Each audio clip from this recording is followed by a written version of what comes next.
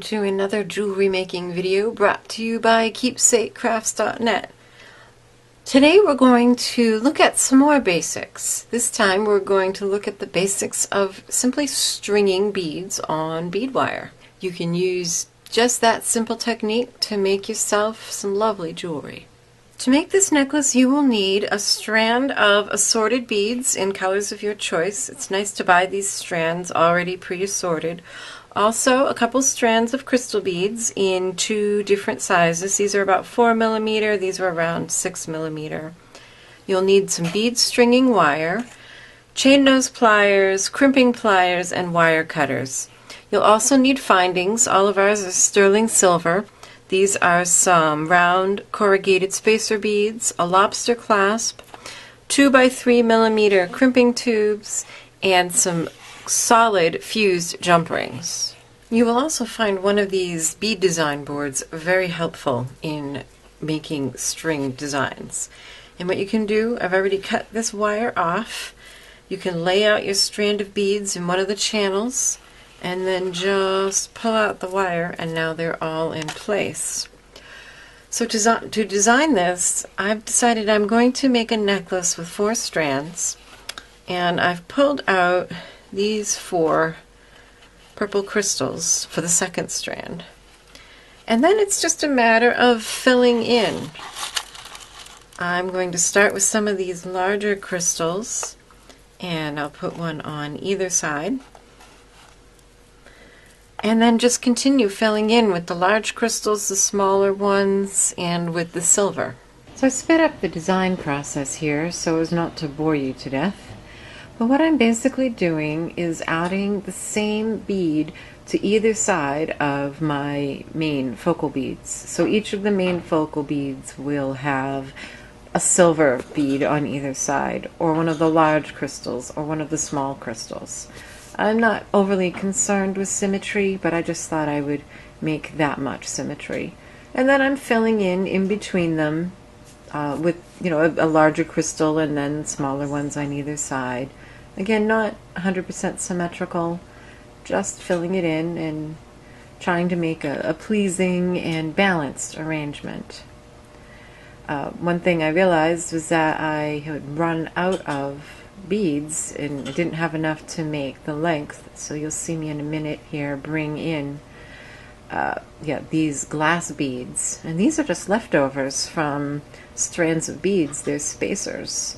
And so I use them to fill in between my crystals and give me the length that I needed for the necklace. And so this all took about 10-15 minutes. So really, as you can see here, the work in stringing isn't really the stringing. You'll see in a minute the stringing is very simple. The work is in the designing, in planning out your layout. So once you have it all planned, then it's time to cut yourself a piece of bead stringing wire and go ahead and start stringing your beads. And the best way to do it is to leave it on the spool as you string.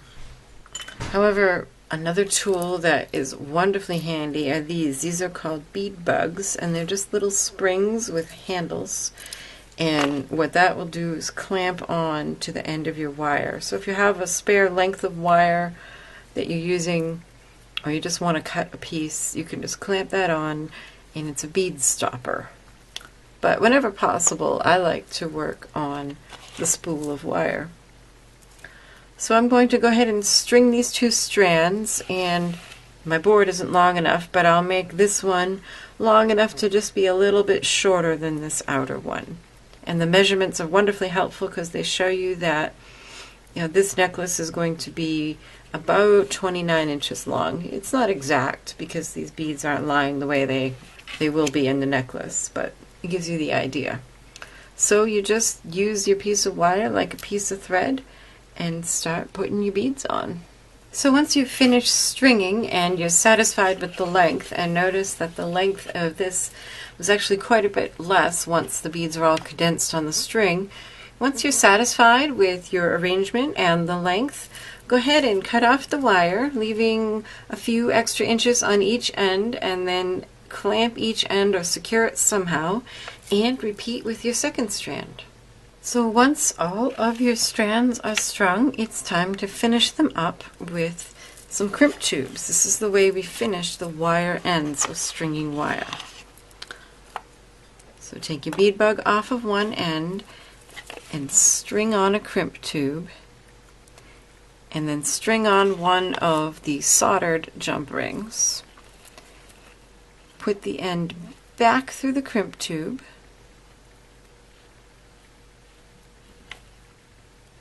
and then pull it up. You want the jump ring to be able to move freely, but you want as little as possible showing. You want both of these wires to be lying flat, not crossed over each other inside the crimp tube. Then take your crimping pliers. You'll notice there's a round shape and a U shape. Start with the round shape, wrap it around the tube, and give it a squeeze. I like to... And then switch to the U shape and give it another squeeze. And then give a tug on your jump ring. It shouldn't come loose. If it does, you'll have to start over. If it doesn't, go ahead and just trim off that little bit of wire nice and close so it doesn't, nothing remains to scratch the skin. And then repeat on this end, attaching the second strand to the same jump ring and then another jump ring on the other end. So here they are all strung. The final step is to use your wire cutters to cut a split in one of the jump rings so that you can open it and use it to attach your lobster clasp to one of the other jump rings. So right through there and through there.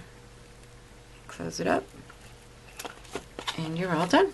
Here's another look at the project that we made today. By the way, if you'd like to add some length to it, feel free to add a small piece of chain to the end without the lobster clasp. Add some chunky chain and then you'll be able to make it not only longer but adjustable to whatever length you like. So I hope you've enjoyed this project and that you'll give it a try. Thank you so much for watching Keepsake Crafts videos. Please be sure to click on the subscribe button so that you subscribe to my YouTube channel and don't miss a thing. And check out my blog keepsakecrafts.net for lots more crafting and sewing ideas and inspiration. On the screen there are 2 more jewelry making videos that you might enjoy. So thanks again for watching. Have a good one. Bye-bye.